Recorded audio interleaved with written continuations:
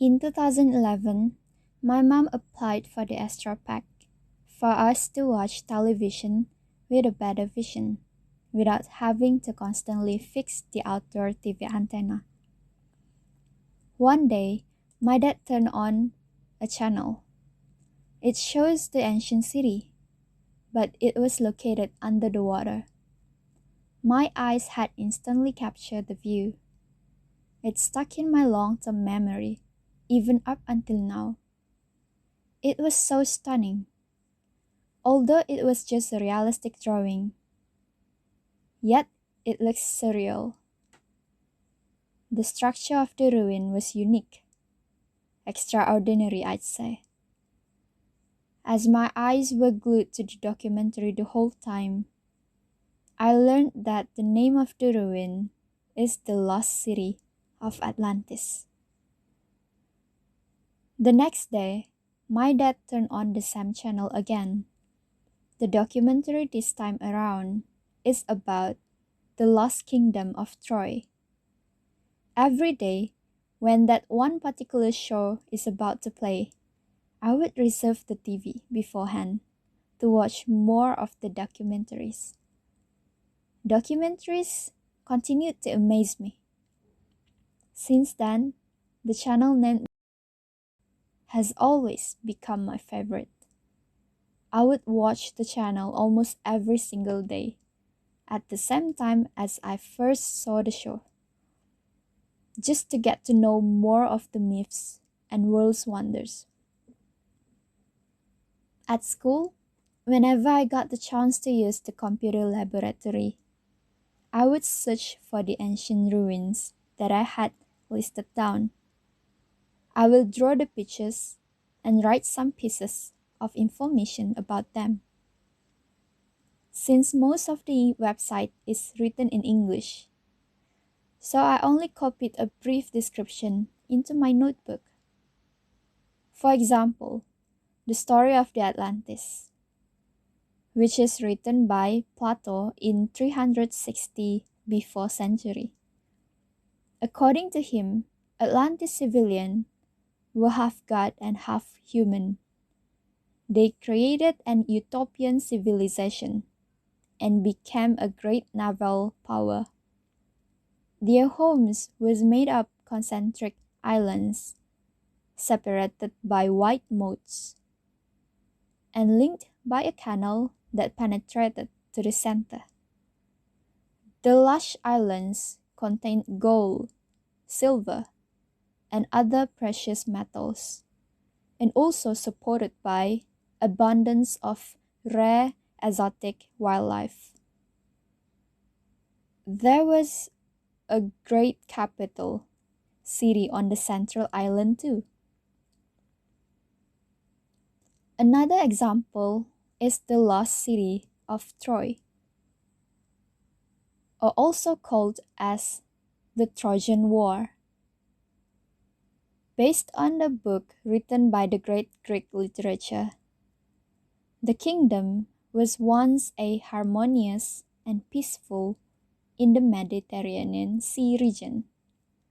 But because of the abduction of Queen Helen of Sparta by the Trojan prince, a conflict has arisen. The beginning of Trojan War. Helen's jilted husband convinced his brother, king of Mycenae, to lead an expedition to retrieve her. The king was joined by the Greek heroes Achilles, Odysseus, Nestor, and Ajax, also accompanied by 1,000 ships from throughout the Hellenic world, or also called as the Greek world. They used dirty tactics by sending an enormous horse made of planks and wood to the front gate of the kingdom of Troy. The Trojans later on found it and let it into their gates, then left it overnight while they tried to figure out who sent it and what was the intentions behind it. But little did they know the horse was filled with Greek soldiers, who then came out of their hiding places and opened the royal gates for the rest of the Greek soldiers to attack the Trojans. It was indeed a horrific tragedy that finally ended the history of the kingdom of Troy in the Bronze Age. However, during the era this book was written, many people believed that the kingdom was a myth. But the author is convinced that it is in fact a fact. But people still oppose it and demand proof. Due to constant pressure from peers, especially, the writer decides to embark on an adventure to find the lost kingdom of Troy. His perseverance and determination finally led him to discover the remnants of the kingdom. So, how does this relate to my beliefs towards teaching and learning?